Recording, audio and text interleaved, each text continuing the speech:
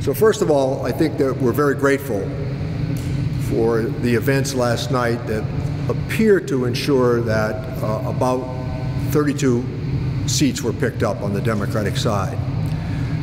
But I also thought that an examination of the races that took place last night were encouraging from the sense that nobody foresaw the idea that we would pick up a seat in Oklahoma, 2 seats in Kansas. So we're back, I think, to broadening the path for a Democratic majority. At the same time, it's pretty clear that the most important issue last night was the issue of health care. And I want to say that at the Ways and Means Committee, that will be the priority issue that we bring up, and ensuring and defending the idea that people who are born with an ailment are not wrongfully treated because it's a pre-existing condition. So we intend to enshrine the principle of pre-existing condition as a guarantee of our national network through the ACA. Last night, you would note that there were 3 states that expanded Medicaid coverage of the ACA. So there are some ironies to public life, as I've noted over a long period of time, and one of those ironies is that where the debate just a few years ago was about ending the guarantee of ACA, now the argument is about expanding ACA, which seemed to be the path that was taken last night by a majority of the American people. There are a series of other issues that the Ways and Means Committee will have a particular influence on, and I hope that there will be room to negotiate with the administration a major infrastructure bill.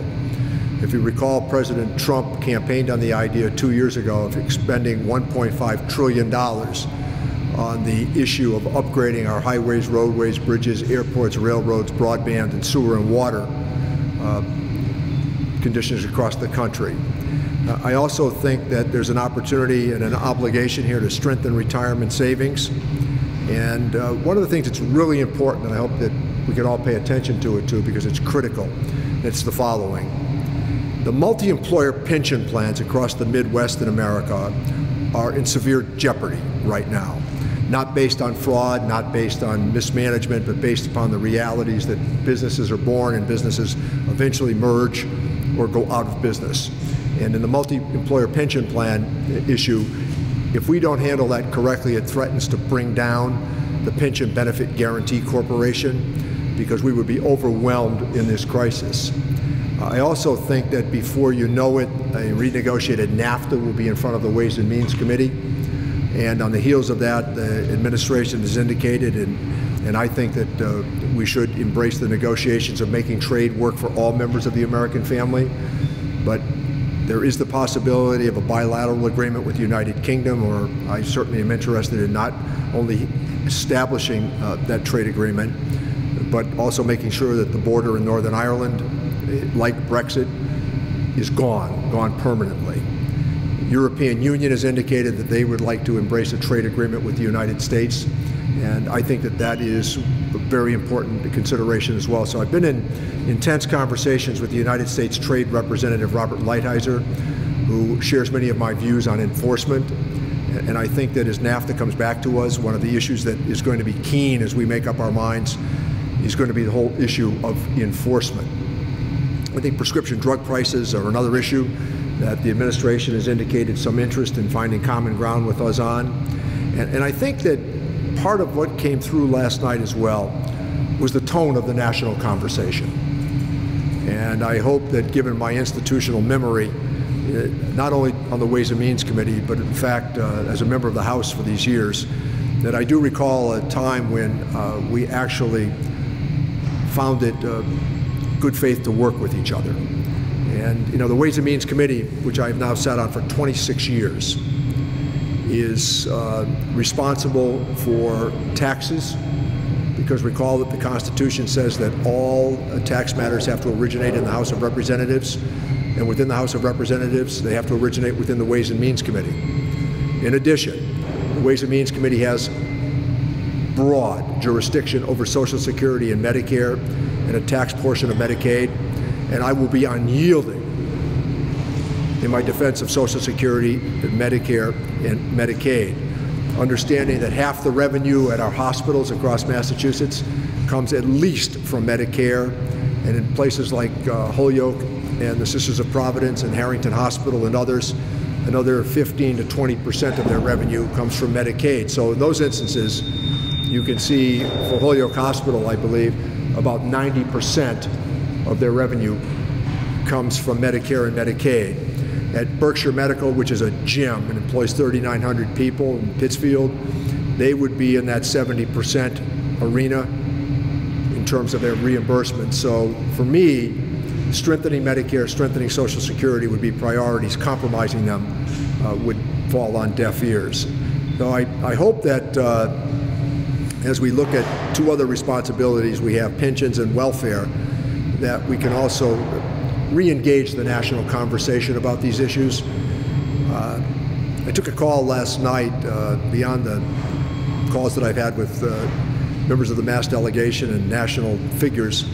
I took a call last night from Bill Archer, and some of you might not remember Bill Archer. He was the chairman of the Ways and Means Committee after Mr. Rostenkowski left, and I joined the committee when Mr. Rostenkowski was the chairman, and Bill Archer was a principled conservative, and I thought that if Dan Rostenkowski were alive last night, he would have called too. So for me, this is the pinnacle of a career achievement, and I fully intend to exercise the responsibilities of chairman of arguably the most important committee in Congress, and certainly within the House of Representatives.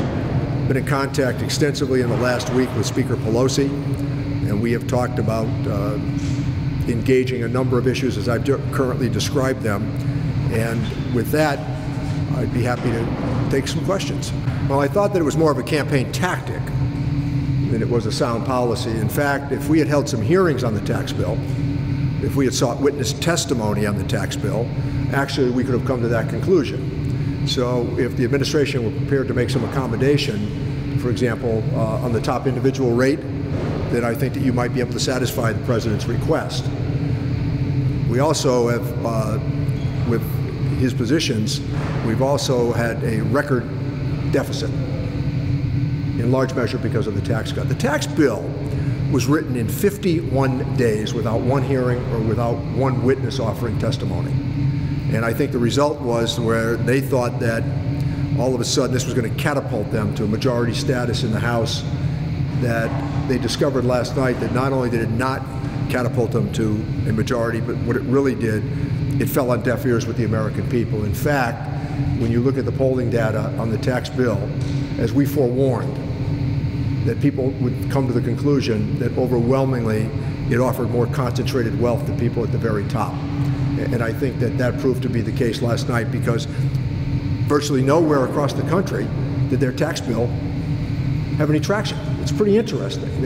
People were mad about the Affordable Care Act, and at the same time they thought that what they pronounced to be their most important decision on taxes really fell by the wayside. Now, I'm also realistic about the following, and this is really important if you can. Last night's election put the Democrats in charge of the following: 1/2 of 1/3 of the federal government. So there are some opportunities here on infrastructure, on prescription drug benefits, and to reset the trade agenda. There are some opportunities here for cooperation. And I intend fully to hold hearings on their tax bill, and to hold the hearings that weren't held the last time. So I think that that's important as well. And you know what? Let's have in some people of great economic reputation, Democrat and Republican, to talk about the tax bill. I think well, it's going to be hard to revamp it when I just get done describing the 1/2 of 1/3 of the federal government. So I'm mindful of a Senate majority, I'm mindful of a presidential veto, but I also think that it's within our jurisdiction to hold some hearings on it, because it has sowed a lot of confusion. I can assure you of that. Well, I mean, you haven't had a Ways and Means chairman since I think 1871 from Massachusetts, and it also speaks to, I think, the patience that I've had as I've ascended the Ways and Means Committee structure. When I walk into the Ways and Means Committee, as I have all of these years, I always remind myself James Madison served on this committee, the author of our Constitution. 8 American presidents have served on the Ways and Means Committee, and I think that it demonstrates the historic responsibility that the committee has. And as I've noted, in terms of jurisdiction over financial matters, there's nothing that equals it. Yeah, I think proportionality is very important here. And Congress has a constitutional responsibility to oversee the executive. After all, in Philadelphia, in 1787, Mr. Madison made that argument. And the idea was that to establish a constitutional body that was not reflective of the personalities that were involved, but more reflective of the idea of responsibility. In addition, I took some very sound advice many years ago from Speaker Jim Wright, who was the Speaker of the House when I came. If you recall, Speaker O'Neill was just leaving. And Jim Wright said, "I've been asked many times throughout my career, how many presidents have you served under?" And he said, the answer is none. He said, "I've served with 6." And I think that I'm headed towards 6 at this time. So I think that interacting and finding principle where you agree in common ground makes a good deal of sense. But I've also been through 3 of these tsunamis. Bill Clinton in '94, George Bush in 2006, and Barack Obama in 2010, where the voter makes a change in the House of Representatives. And I think that we have to, in some measure, reflect the emotions that were offered last night, but also a rejection of many of the policies that have been embraced over the last 8 years. Are you going to ask for his tax returns? Yeah, I think we will. Yes. And in addition, I think it's a reminder that this has to be done so that legally it meets the law. And I think that there are some precedents for this. But I hope that the president would do this on his own, largely because every president since Gerald R. Ford has voluntarily done this. And I think that we want to make sure here that legal counsel, perhaps the Joint Committee on Taxation, which is made up of tax attorneys, CPAs, and economists, that might be the proper agency. Recall here that it is illegal for a member of Congress solely to release anybody's tax returns. But here, the chairman of the Ways and Means Committee, according to the law, consistent with the law, has the ability to ask for the president's tax returns. And then I assume that there would be a court case that would go on for a period of time. Yeah, I mean, I think that the Constitution here is what's clear. And the Constitution says that you have oversight responsibilities. So I don't think that we should be viewed solely as being interested in this as though it's malicious or malevolent, but at the same time that there are questions that are going to come about that I think from time to time where Congress has a responsibility to assert itself. I mean, during the time that I've been in the Congress, one of the things I think that's consistent with all administrations, if you don't pay attention, they will usurp legislative responsibility. Yeah, I mean, I think one of the things that we'd like to do right away is infrastructure. And as I noted, the president campaigned on a $1.5 trillion infrastructure program. I think with a lot of working class Democrats that appealed to them 2 years ago. And I think that here you can see some of the result of some pretty good infrastructure spending. Union Station Tech comes to mind. I talked to Governor Baker this morning and Senator Warren. We're all on the same page on this, that we think a big infrastructure program for the country is good. I mean, you can see what happened underneath the viaduct, 291, but I also would seek regional equity. And I spoke to the governor today about transportation issues. And he is keen, I think, to address many of those issues. And I think, once again, I would highlight that we were the originators of the idea of a study for East-West Rail here, and the governor, in the end, acceded to my request to do the study. This is, you know, for me, it's been a steep climb, but pretty remarkable when you consider that it's been, I think, 147 years since you've had a chairman of the Ways and Means Committee who came from Massachusetts. And I've also done something else, though. And you've covered me, many of you, and even when you might not like this answer or that answer, I think you would all agree I was prepared. I mean, I paid attention to the most arcane matters. And my staff will tell you that I read about them, I read about them, and I read about them. And I read opinion pieces that don't agree with me. And I am faithful to many of those journals that don't agree with me. And I think that I've never had the reputation as being a slouch when it came to debate. And I'm still interested in American history. And I think that that equips us for the many challenges we have every single day. But I also think that in a day and age where talking points have become more prevalent, where people memorize a line and shout it out, you're obligated to call them out. I mean, I'm always happy to have somebody question me about a complex issue. And I think I will develop and give you a pretty good answer. But it'll be a thoughtful answer. And I will tell you this, the other thing that I take great satisfaction from, I've earned the respect of Republicans and Democrats in Congress. None of them would ever walk away from a discussion or a debate with me saying he doesn't know what he's talking about, even if they disagree. Even if they disagree. And I've debated the best in Congress. And I think I think in the modern lexicon of public discussion and public debate, that now is a quantity and a quality that is in shorter stead. And again, I think that a lot of good work that you do in legislative life is not within the framework of just the cameras. I think, as I mentioned yesterday at the YMCA breakfast, YWCA, which is a terrific agency, I feel today, and I'm going to say this to you, particularly younger ones that are here, I feel like the English teacher in high school that is teaching people how to diagram a sentence. I still know how to diagram sentences. And I know how to use complete sentences and finish paragraphs, and by God, my devotion to the Oxford comma. Now, I know that in some quarters that is not what people want to hear anymore, but I feel very strongly that if you're going into verbal battle, you ought to be ready for it. And my regard for the printed word is unbounded. So I think that when you say things, they should count.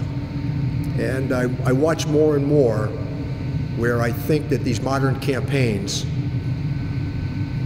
are built around 10-second responses. And you can't do government around 10-second responses. So I think I know where to put amendments in, I know where to drill down, I know where to go forward, I know where to move to the sides, and I know maybe you have to step back a little bit to get what you want. And I think, and I feel very strongly that that is an important part of legislative life. And you know, I've watched them come and go, the rock stars, and I've watched those that were famous in the moment. Give me the steady performers. Remember that America is always much more divided by geography than it is necessarily by politics. So if you're a Democratic farmer in North Dakota and you're a Republican farmer in North Dakota, you're likely to see the tariffs the same way. And I think that you could see what's happened in the trade war with $250 billion that the president has imposed on Chinese imports, for example. But the challenge we have here is that we import so much from China and they import so little from us that we have a bit of an upper hand. But that doesn't mean that there are parts of the economy that aren't going to get hurt. The soybean industry in North Dakota is being hurt. The Chinese have targeted bourbon, which I think had something to do with the proximity of that close race last night in the 6th Congressional District of Kentucky. I watched that race last night because I knew in that race all we had to do was keep it close, and we were going to have a big night, because that's a bell ringer for the country. But the tariffs, as you've described them, they are a form of taxation which puts an additional burden on certain manufacturers in America, while simultaneously some manufacturers who have thought the Chinese have had a benefit by what we call flooding the market with cheaper products. That I think that in that sense, everybody agrees, whether it's NAFTA, Panama FTA, China WTO, that better enforcement of the trade agreements would make some changes. And the other part of it that we've always had a problem with is that geopolitics always get in the way of our trade agreements. And they get in the way because for many years we needed the Chinese to ameliorate the threat of North Korea. So I think secretaries of the Treasury, when it came to currency manipulation, they all said, we know how to do this. Well, if they did, they didn't show a lot of it to us, I can tell you that. So those are the kinds of issues. But resetting the trade agenda, and here's a good statistic on trade. So we need to look outward on trade. So America is 5% of the world's population. That means 95% of the world lives outside of the United States. In Europe, between Eastern Europe and Western Europe, there are 500 million consumers. And you know what? God bless Steve Jobs. He understood that. And that's how those products became the desire of the world. And the other part of it that is really essential to this day, nobody comes close, nobody, to innovation and creativity like we do in America. Our problem is that in a short period of time, you can replicate the products through piracy, produce the same product a lot less expensively, and pay people $1 an hour. So those are the challenges we face. So Lighthizer and myself on enforcement, we would see things more consistently than we would inconsistently. Yeah, good question. Well, I think they need to stop the assault on the Affordable Care Act. I mean, the Affordable Care Act had 20 million new subscribers. That means from the time that we voted on it, 20 million more Americans have health insurance. And there's still some things you can do. You can look at the market right now, and this is going to be a good year for purchasing in the marketplace. So I think that pre-existing condition, capping out-of-pocket expenses, and keeping 26-year-olds on their parents' health insurance still makes a good deal of sense. And as I noted last night, in some of the reddest states, they expanded Medicaid.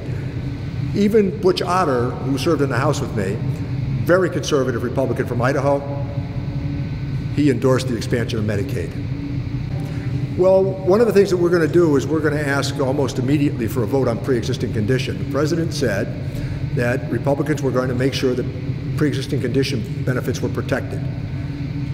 That's contrary to the 20 court suits that were brought across the country to get rid of the Affordable Care Act, or to get rid of pre-existing condition. So they pivoted to the issue, and last night that singularly probably was the most important issue. It had been polled across the board with Real Clear Politics, I think on average is about 45% saying it was the most important issue. Yeah, I was kidding Speaker Pelosi a few months ago, or Leader Pelosi a few months ago, and I said to her, they've done for us what we had trouble doing after Affordable Care Act. They made it popular. And you know, listen, another thing that I know that how fast news travels, and that's not your fault, it's technology, but 100% of the children in Massachusetts are covered. You know what? Hooray for Massachusetts. 97% of the adults in Massachusetts are covered. And it polls regularly in the 70s in terms of customer satisfaction. Now look, there are problems with it. But I use the example of Part D of Medicare, the prescription drug benefit. So we opposed it when George Bush offered it because of the donut hole. We won, and what did we do? We fixed the donut hole and moved on. So now if you tried to change A, B, C, or D in Medicare, you'd have real problems because, again, the American people accept it as an earned benefit. So we will have in the Democratic caucus, depending upon the outcome of California, which I think is the last outstanding series of races to be determined, we probably, when we return next week sometime, will begin the discussions of fulfilling the leadership ladder.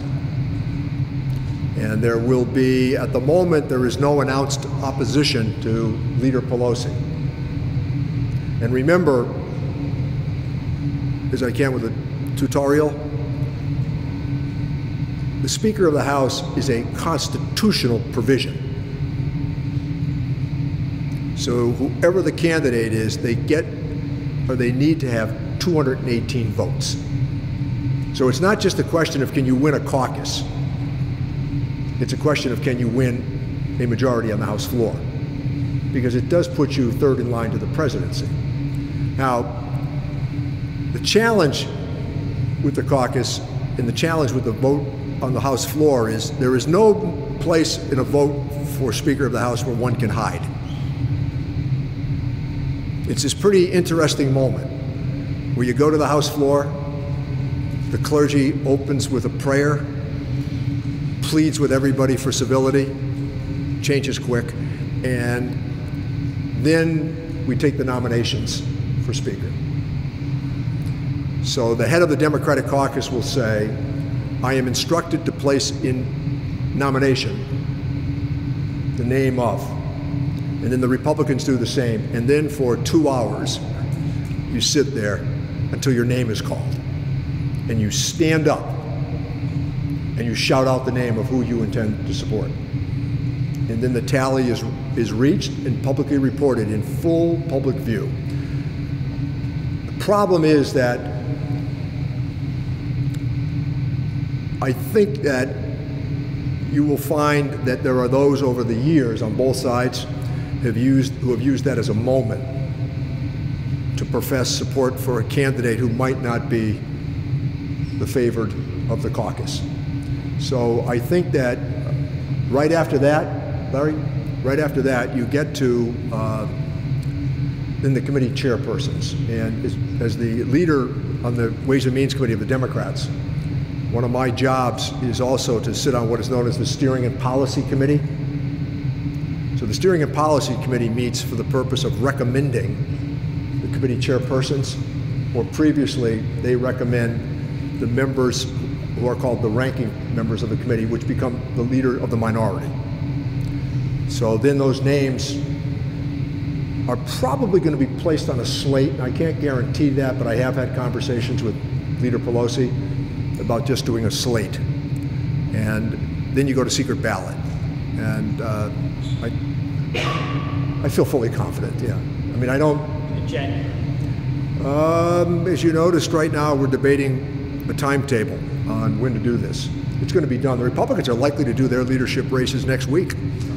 You know, and you won't be surprised to know generally when somebody gets the votes, they want to have the election right away. It's kind of the way it works. So I would think that this would be put to bed November, early December. We're scheduled to be in through December 12th, I think. So that would be the timetable. But I don't see any challenge. I recruited and helped to recruit more than 30 members of the class last night that produced about 25 or 26 winners. I recruited them, helped them learn how to talk about issues, how not to get back-footed on some issues, and also helped them finance their campaigns. A pretty candid assessment. And I think that I raised or gave more than $5 million for candidates across the country. And I want to tell you that when I was talking to, can't think of his name right now, from the Washington Post. Bill, you might remember when he came in. Do you remember him? Yeah. Do you remember him? Okay. So the editorial page editor came in. He heard me speak one night at an event back in maybe July or August, and he asked for a meeting. And at this get-together that was off the record, I said in front of all these people, and they said, "Are you going to win?" I said, "We're going to win." They said, "Why are you going to win?" I said, "When you meet the class we've recruited, we're going to win." And he was intrigued by it. So he came in, and we spent an hour talking about the candidates that we recruited. We recruited a lot of women with military backgrounds. And Mikey Sherrill, who I think was one of our prize recruits last night, she's going to hold that seat from New Jersey for a long time. She's a combat pilot. And Chrissy Houlihan comes to mind in Pennsylvania. Pennsylvania did not have a woman in their caucus. I think they have 4 as of last night. So we heavily emphasized the idea of not just recruiting Matt, but we helped them figure out how to do fundraising. And we helped them figure out how to talk about issues. You know, you can talk about an issue by not scaring people away and calming some of the incendiary rhetoric that too often engulfs the national conversation. So, yeah, I feel a great sense of personal satisfaction about the candidates that were recruited and prevailed last night. I think about 25 of them won. Yeah, pretty good, pretty good. And you know what? Despite this argument about national trends, it is still the DNA of the individual candidate in that congressional district. You know that district better than anybody else does. And so I saw the generic polling, a little bit moved by it, followed it almost daily. We were up by 14, but consistently held around 8. We needed 7 in the generic, and we met that goal.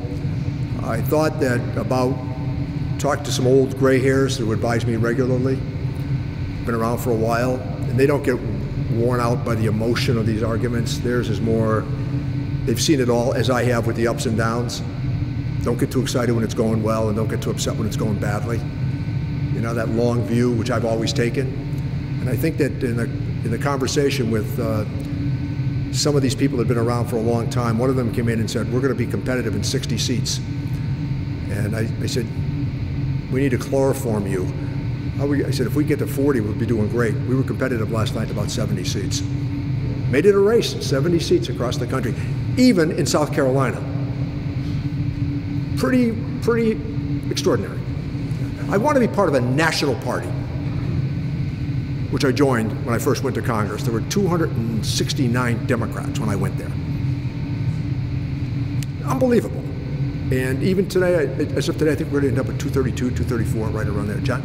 Well, I mean, it's always one of the difficult aspects of the modern campaign. It's hard to explain things, because the minute you explain it, your words are weaponized. You know, you take something and you do what we're doing right here. We're all kind of capable people. We can have the conversation. And then after you see what's cut up and put in a campaign ad, you say, well, that's not the conversation I had. So I think that you're going to have hearings on it. I also think, remember that in the Affordable Care Act, we actually supported a public option. That's always been lost in the debate. And I think at the same time, the clear message from last night was fix the Affordable Care Act, make this evolutionary and incremental, and go forward. And the arguments about accessibility. And the emergency room is an inefficient way to treat people who have ill health. Well, you raise a great question, because if we do this right, we're going to set the table for the 2020 election. And I think that if there's one thing more than anything else, the lesson of what's happened in these off-year elections is that the party that is perceived as overdoing it loses. So I think proving that we know how to govern, and some of us, I know you might think it's anachronistic. There are some of us who are really interested in governing. We know what regular order means. We know how to do these things. Even if the art form, the skill form of governing and amendments, I mean, we just passed a major opioid bill. That was really wild, what we were able to accomplish. One senator voted against it. And just by way of lesson, I'll give you this little tip. Nobody ever was defeated by voting against something that passed or for something that didn't. So in that instance, I think in the House, 14 people voted against it. And my bill expanded opiate treatment to Medicare beneficiaries. A major step forward. So there are things you can do, even in this atmosphere, to show that you're not a governor. Yeah. Well, I'm not going to participate in anything that changes the Affordable Care Act. I am not going to participate in anything that compromises Medicare, and I'm not going to vote for anything that subtracts from the benefits of Social Security. I mean, those are three, I think, across the line, if they were to be proposed. So I am, those are bedrock guarantees that the American people have come to accept and live with. And I always point out, remember this, even for the younger amongst you, you can outlive an annuity. You can't outlive Social Security. I mean, it's the genius of Mr. Roosevelt's plan, and the understanding that we all pull the wagon in our youth because we might have to sit in the wagon in our aged years. You know, William Buckley had a very salient line years ago that I read. He said, Republicans really dislike the New Deal. They just don't want to give it up. And there's more than a little truth to that. 30 years I've been in the House. We have never had one vote on privatizing Medicare or Social Security. So for all the talk that they have, the idea is to strengthen Medicare and Social Security, not to compromise it. Okay? All right, thank you very, very much.